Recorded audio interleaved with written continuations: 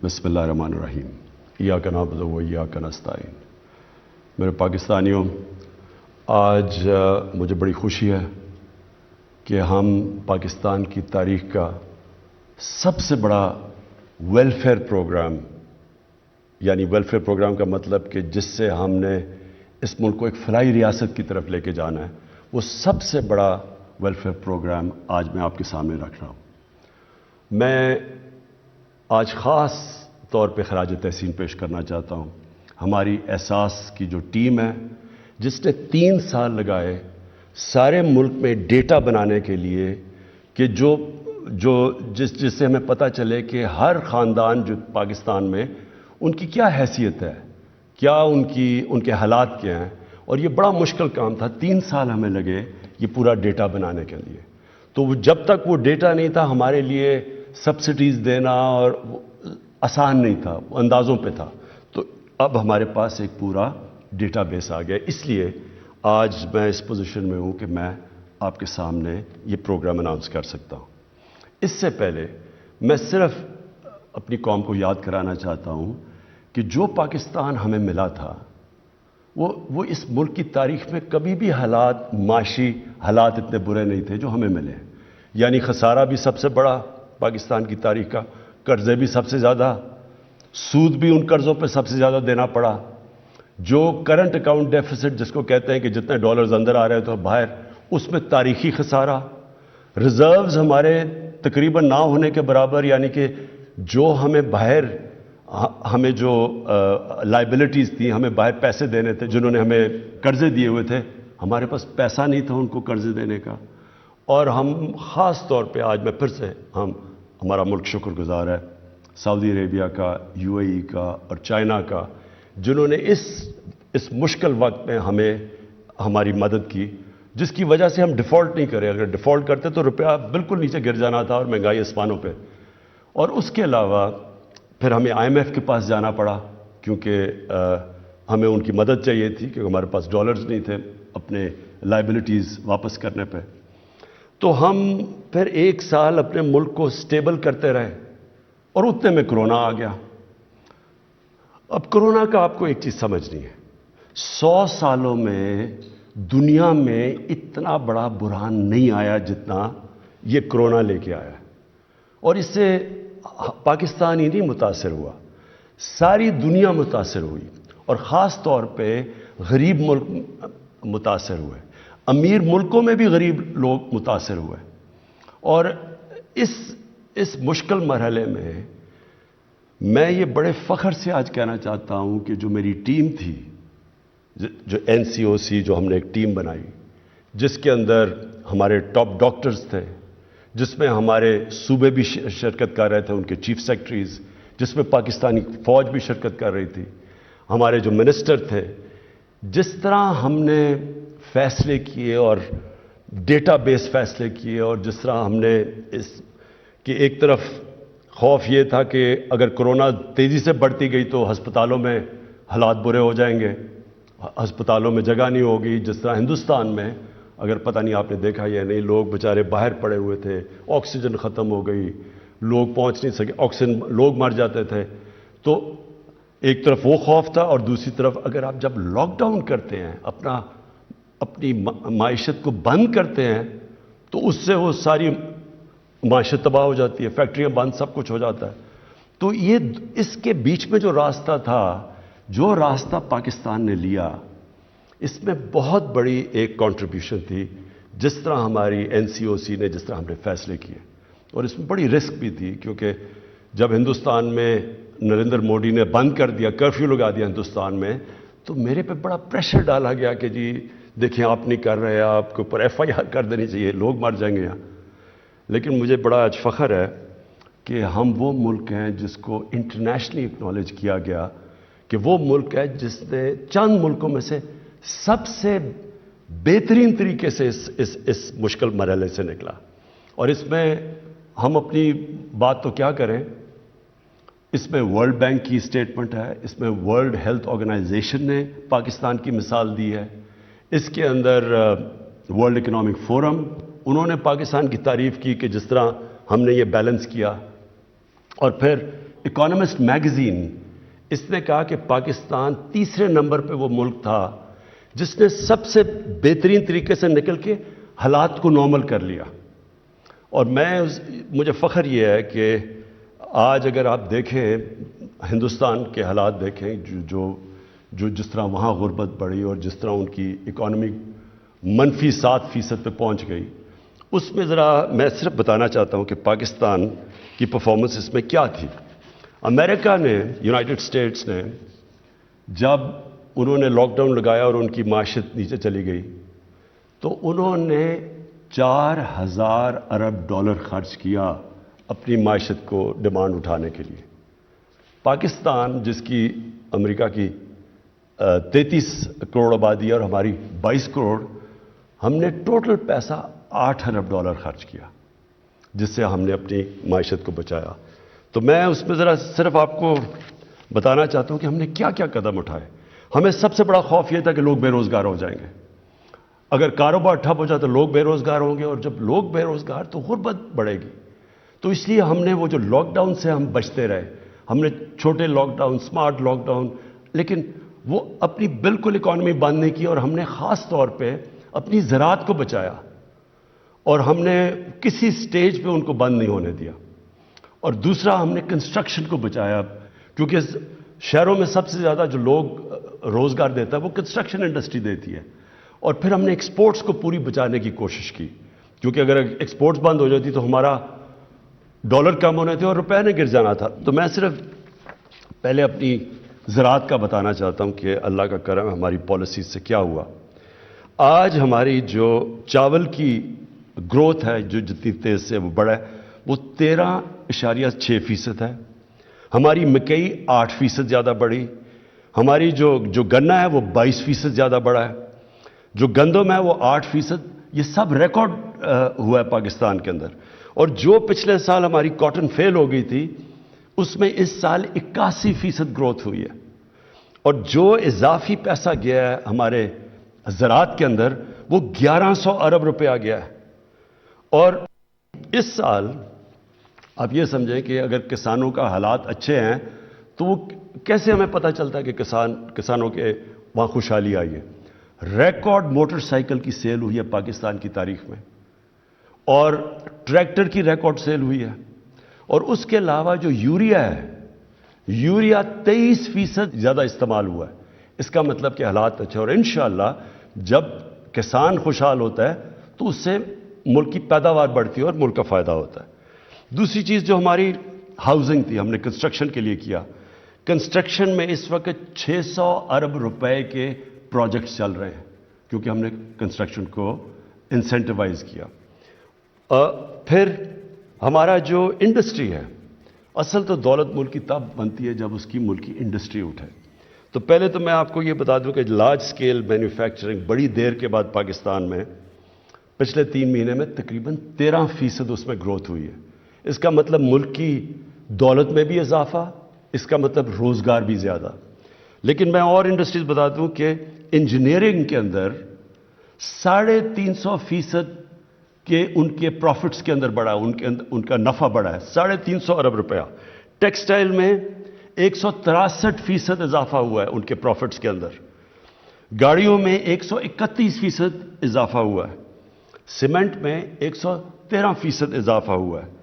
اور آئل اور گیس میں 75% اضافہ ہوا ہے. جو بجلی کی کنزمپشن بڑھی ہے، ہمیں کیسے پتہ ہے کہ ہماری انڈسٹری چلنی شروع ہو گئی ہے، ملک کی گروتھ ریٹ بڑھ گئی ہے؟ تو بجلی کی کنزمپشن میں 13% اضافہ ہوا ہے. اور جو ہمارا ٹیکس ہے، جو پاکستان کی جو سب سے ہمیں کیوں ہم پھنس جاتے ہیں، ہمارے پاس اتنی آمدنی نہیں ہوتی اپنے خرچے پورے کرنے کے لیے، 37% ہمارا ٹیکس کے اندر اضافہ ہوا ہے. ہمارا جو ٹارگٹ ہے ٹیکس کا، اللہ کا خاص کرم ہے کہ ہم اس ٹارگٹ سے اوپر جا رہے ہیں. یہ بڑا کم ہوا ہے پاکستان میں. تو ہمارے انڈیکیٹرز اللہ کا شکر ہے کہ صحیح راستے پہ چلے گئے. میں صرف ایک اور بڑی خوشخبری سناؤں کہ جو آئی ٹی ہے، جو نوجوانوں کے لیے جو فیوچر ہے پاکستان کا آئی ٹی کا، پچھلے سال 47% اضافہ ہوا آئی ٹی کے اندر، اور اس سال لگ رہا ہے کہ 75% ہماری آئی ٹی کے اندر گروتھ ہو رہی ہے. تو یہ ہمارے یوتھ کے لیے بڑی خوشائن چیز ہے. لیکن اب میں جو ایشو ہے اس کی طرف آنا چاہتا ہوں کہ جو مہنگائی کا مسئلہ ہے اور مہنگائی کا واقعی مسئلہ ہے، اور میں اپنے جو ہمارے میڈیا میں بھی لوگ بیٹھے ہیں، اپوزیشن کا تو خیر ہمیں پتہ، ان کا تو کام ہے اور ہونا بھی چاہیے کہ تنقید کرنا گورنمنٹ پہ، میڈیا کا بھی کام ہے، تنقید کرتے ہیں اور تنقید سے معاشرے کو فائدہ ہوتا ہے، کنسٹرکٹیو کرٹیسزم سے. لیکن میں صرف میڈیا کو چاہتا ہوں کہ تھوڑا بیلنس کریں کہ کیا ہماری گورنمنٹ کی وجہ سے کتنی مہنگائی بڑھی ہے، اور کیونکہ ہم ایک دنیا کا حصہ ہیں، جو دنیا میں جو ہو رہا ہے اس کی وجہ سے ہمیں کتنا نقصان ہوا ہے، ہمارے لوگوں کے اوپر کتنا بوجھ پڑا ہے. تو ایک بلومبرگ کموڈٹی انڈیکس ہے، اور میں اپنے جو ہمارے نوجوان ہیں وہ تو اپنے موبائل فون کے اوپر گوگل کر سکتے ہیں، لیکن میں اپنے میڈیا کے لوگوں کو بھی کہنا چاہتا ہوں. اس کے مطابق ایک سال میں 50% اضافہ ہوا ہے کموڈٹی پرائسز میں. پاکستان کے اندر جو انفلیشن ہے، جو مہنگائی ہے، وہ 9% ہے. انٹرنیشنلی بلومبرگ کے انڈیکس کے مطابق 50% اضافہ ہوا ہے. میں اور ملکوں کا بتا، مثلا ترکی ہے، ترکی کے حالات ہمارے سے بہت بہتر تھے. ترکی میں مہنگائی 19% ہے آج ان کی جو کرنسی ہے، ہم کہتے ہیں نا ہمارا روپیہ گرا ہے، ان کا 35% ان کی کرنسی نیچے گری ہے.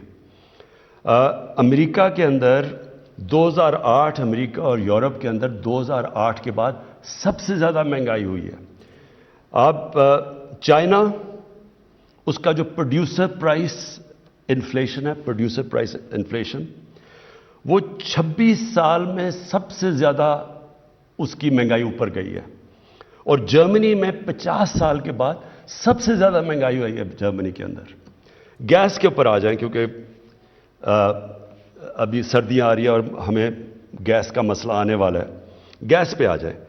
امریکہ کے اندر 116% تک نیچرل گیس کے اندر قیمتیں بڑھی ہیں. یورپ میں 300% تک گیس کی قیمتیں بڑھی ہیں. اور پاکستان میں جو آپ کے گھروں میں گیس جا رہی ہے اس کی کوئی قیمت نہیں بڑھی. قیمت تو بڑھ رہی ہے وہ جو ہم باہر سے گیس امپورٹ کر رہے ہیں. اب اس کا میں پھر سے کہتا ہوں کہ ہم اس کا کیا کریں؟ جو انفلیشن باہر سے آ رہی ہے، اگر تو اللہ کرے کہ ہمارے ملک میں یہ ساری چیزیں ہوں تو اب ہم اور قیمتیں نیچے لے جائیں. لیکن باہر سے بھی جو آ رہی ہیں چیزیں، اس میں ذرا ایک چیز یاد رکھیں کہ جو فریٹ ہے، جو سمندر سے جو کشتیوں میں سامان آتا ہے پاکستان میں، 350% فریٹ کے اندر اضافہ ہوا ہے. اس میں اب پاکستان کیا کر سکتا ہے؟ پھر تیل پہ آ جائیں. اصل میں جب تیل مہنگا ہوتا ہے تو ساری چیزیں مہنگی ہو جاتی ہیں. اب تیل پچھلے 3-4 مہینے میں تیل کی قیمت 100% بڑھ گئی ہے. یعنی تیل تھا $42 کا، آج وہ پہنچ گیا $85 کے اوپر. ہمارے ملک میں کتنی بڑی ہے تیل کی قیمت؟ 33%. انٹرنیشنلی 100% بڑی ہے. اب ذرا یہ بھی ذرا دیکھ لیں کہ ہمارے جو ساتھ ساتھ ملک ہیں جن کی جدھر بلکہ غربت ہمارے سے بھی زیادہ ہے، بنگلہ دیش اور ہندوستان میں، آج ہندوستان کے اندر تیل کی قیمت ہے $250 لیٹر. بنگلہ دیش میں تیل کی قیمت ہے $200 لیٹر. پاکستان میں تیل کی قیمت ہے $138 لیٹر. یہ کیوں کم ہے؟ کیونکہ ہم نے جو لیویز لگتی ہیں، یعنی جو ٹیکس لگتا ہے، وہ سارے ہم نے کم کرتے گئے تاکہ لوگوں کے اوپر بوجھ نہ پڑے. اگر ہم جس طرح انٹرنیشنل قیمتوں میں اضافہ تھا اسی طرح ہم کرتے، یا جو پچھلی گورنمنٹ نے ٹیکسز لگائے ہوئے تھے، تو آج ہمیں 450 ارب مزید اس گورنمنٹ کو فائدہ ہونا تھا. وہ ہم نے اپنے پیٹ کاٹ کے، تو اس لیے تاکہ لوگوں کے اوپر بوجھ نہ پڑے. تو جب آپ کہتے ہیں جی پٹرول مہنگا ہو گیا، اس وقت پاکستان سب سے، سوائے وہ ملک جن ملکوں کے اندر تیل نکلتا ہے، سوائے ان ملکوں کے جو امپورٹ کرتے ہیں، پاکستان میں سے سب سے سستا ملک ہے پٹرول میں. لیکن میں آج آپ کو کہہ رہا ہوں کہ ہمیں پٹرول بڑھانا پڑے گا، کیونکہ ہم اگر پٹرول نہیں بڑھاتے تو ہمارا خسارہ بڑھتا جا رہا ہے. اور خسارہ آگے بوجھ پڑا ہوا ہے ہمارے قرضوں کے اوپر جن کا سود دینا پڑتا ہے. تو ہمیں تھوڑا پٹرول کی قیمت بڑھانی پڑے گی، میں آج آپ کو کہہ رہا ہوں. لیکن ابھی بھی ہندوستان سے ذرا صرف مقابلہ کر لیں کہ $250 لیٹر آج ہندوستان میں پٹرول بک رہا ہے، اور بنگلہ دیش میں 200 روپے لیٹر. تو آپ ذرا خود ہی مقابلہ کر لیں کہ پاکستان میں آج 138 روپے کا بک رہا ہے. اب آٹے کے اوپر آ جائیں. آج اگر آپ دنیا کی ایوریج نکالتے ہیں کہ دنیا میں ایوریج پہ آٹا کتنے کا بک رہا ہے، تو آپ کو حیرت ہوگی یہ سن کے کہ پاکستان میں اس سے آدھی قیمت پہ آٹا بک رہا ہے. آج اگر ہندوستان اور بنگلہ دیش سے آپ مقابلہ کرتے ہیں تو ہندوستان میں 83 روپے کے جی پہ آٹا بک رہا ہے، اور وہ بنگلہ دیش میں بھی 83 روپے. پاکستان میں 60 روپے کے جی آٹا بک رہا ہے. میں یہ آپ کو اس لیے بتانا چاہتا ہوں کہ آپ یہ سمجھ جائیں کہ ہاں مہنگائی ہے، لیکن گورنمنٹ کی طرف بھی دیکھیں کہ ہم اپنی پوری کوشش کر رہے ہیں کہ آپ کے اوپر بوجھ نہ پڑے. اب دال مونگ یہ عام آدمی کھاتا ہے، اس میں بھی دیکھ لیں کہ ہمارے سے پھر سے زیادہ غربت ہے ہندوستان میں اور بنگلہ دیش میں. ہندوستان میں بک رہی ہے 338 روپے کی کے جی دال مونگ، بنگلہ دیش میں 334 روپے کی، اور پاکستان میں 162 روپے کی بک رہی ہے. لیکن میں یہ صرف اس لیے آپ کو بتایا کہ آپ سمجھ جائیں کہ ہماری کدھر مجبوری ہے. دال ہمیں زیادہ تر امپورٹ کرنی پڑتی ہے، تیل باہر سے منگوانا پڑتا ہے، گھی کی قیمت تقریباً دگنی ہو گئی ہے. جو پام آئل ہے وہ تقریباً باہر دگنا ہو گیا، وہ ہمیں باہر سے لانا پڑتا ہے. تو اس میں ہم کیا کریں؟ یعنی تو اس کے لیے ہم نے فیصلہ کیا، یہ جو اب پروگرام آپ کے سامنے رکھنے لگا ہوں، اس سب چیز کو دیکھتے ہوئے ہم نے ایک آپ کے سامنے پروگرام لائے تاکہ آپ کے اوپر بوجھ نہ پڑے، اور کم سے کم بوجھ پڑے. بوجھ تو خیر پڑا ہوا ہے، وہ دنیا کا مسئلہ بنا ہوا ہے. اور میں یہ بھی سمجھتا ہوں کہ یہ انشاءاللہ یہ سردیوں کے بعد یہ دنیا میں یہ جو سپلائی افیکٹ ہوا ہے کرونا کی وجہ سے، یہ ٹھیک ہونا شروع ہوگا، قیمتیں نیچے بھی آ جائیں گی. لیکن ہم اب آپ کے سامنے ایک پیکج لے کے آ رہے ہیں، اور وہ پیکج ہے 2 کروڑ خاندانوں کے لیے، اور وہ افیکٹ کرے گا تقریباً 13 کروڑ پاکستانیوں کو. اور یہ پیکج ہے 120 ارب روپے کا، جو فیڈرل اور پروونشل گورنمنٹ مل کے دے رہی ہے. اس میں ہم 3 کھانے پینے کی جو سب سے زیادہ ضروری چیزیں ہیں، گھی، آٹا اور دال، اس میں آپ دکان میں جا کے اس پہ 30% آپ کو ڈسکاؤنٹ ملے گا. ہم 30% سبسڈی دے رہے ہیں گورنمنٹ، اور یہ 120 ارب روپے کی سبسڈی ہے، اور یہ انشاءاللہ اگلے 6 مہینے تک ہے، تاکہ یہ جب مشکل وقت نکل جائے تو اس میں آپ کو 30% آپ کو اس میں بچت ہوگی جب آپ جا کے یہ 3 چیزیں خریدیں گے. یہ جو ہمارا پیکج ہے انشاءاللہ اگر ہمارے جس طرح ہمارا ٹیکس بڑھتا جا رہا ہے، ہمارے پاس اگر اللہ ہمارے حالات بہتر کرے تو یہ ہم مزید آگے بھی بڑھا سکتے ہیں، لیکن ابھی مجبوری میں یہ ہم لے کے آ رہے ہیں. اب اس کے علاوہ آپ کو پتہ ہونا چاہیے کہ احساس کا اس کے علاوہ 260 ارب روپے کے احساس کے پروگرام چل رہے ہیں، اور یہ بھی صرف اور صرف یہ 1 کروڑ 20 لاکھ خاندانوں کے لیے 260 ارب روپے کے ہمارے جو پروگرام ان کے لیے ابھی بھی چل رہے ہیں. یہ اس کے اوپر پیکج دیا جا رہا ہے. اس کے بعد جو دوسری چیز ہم لے کے آ رہے ہیں وہ بھی ایک پاکستان کی تاریخ میں ایک پہلی دفعہ اتنا بڑا پروگرام ہے، کامیاب پاکستان. کامیاب پاکستان کے اندر ہم کیا کر رہے ہیں؟ ہم نے 1400 ارب روپے کی فنڈنگ رکھی ہے. اس میں 1400 ارب روپے کبھی پاکستان کی تاریخ میں اپنے کمزور طبقے، اور کمزور طبقے کا مطلب یہ ہے 40 لاکھ خاندانوں کے لیے ہم لے کے آ رہے ہیں. 40 لاکھ خاندانوں کے لیے ہم نے یہ ایک سود کے بغیر قرضوں کا پروگرام لے کے آ رہے ہیں، تاکہ سود ان لوگوں کو ہم اوپر اٹھا سکیں. تو اس کے اندر سب سے پہلے گھر بنانے کے لیے سود کے بغیر آپ کو قرضے دیے جائیں گے. یہ جو 40 لاکھ خاندان ہیں، آپ اپنا گھر بنا سکیں گے سود کے بغیر قرضے لے کے. پھر اگر کسان ہے تو اس کو 5 لاکھ کا قرضہ ملے گا سود کے بغیر، اپنا وہ جو بھی اپنی زمین پہ انویسٹ کر سکے. شہروں کے اندر کاروبار چلنے کے لیے آپ کو قرضہ دیا جائے گا سود کے بغیر 5 لاکھ کا. پھر ایک خاندان میں ایک فرد کے لیے سکل ٹریننگ کروائی جائے گی تاکہ اس کو کوئی ہنر سیکھے، تاکہ وہ اپنے پیر پہ کھڑا ہو سکے، اپنے ساری خاندان کی بھی مدد کر سکے. اس کے ساتھ کنیکٹڈ ہے کامیاب جوان پروگرام. ہمارا جو کامیاب جوان پروگرام ہے اس میں اب تک ہم قرضے دے رہے ہیں 22,000 نئی چھوٹی چھوٹی بزنس کے لیے ہم نے قرضے دیے، جس کے اندر 30 ارب روپیہ ہم دے چکے ہیں. 30 ارب روپیہ یہ 22,000 بزنس کے لیے. ساتھ ساتھ 2 لاکھ لوگوں کو سکلز ایجوکیشن بھی دے رہے ہیں, یعنی ہنر بھی سکھا رہے ہیں.